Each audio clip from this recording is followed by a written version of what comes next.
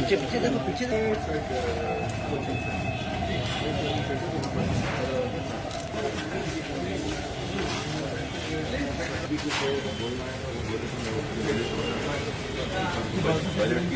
Budget की speech है उसमें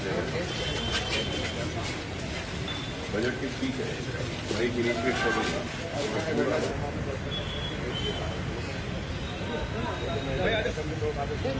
ज़्यादा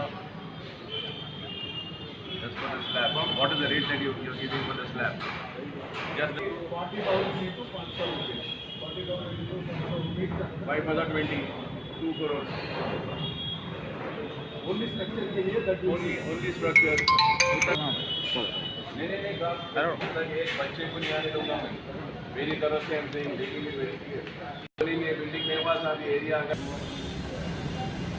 11,000. Can't you just have your office at 11,000? It is not possible. आप लोग बोलेंगे अरे कहीं फुटा है बोल थोड़ा बात करें शुक्रिया भाई बिना जी के साथ हमारा हमारी दरगाह का कराया और कुछ भी दे दो ना अच्छा है आप दिन मिलेंगे जरूर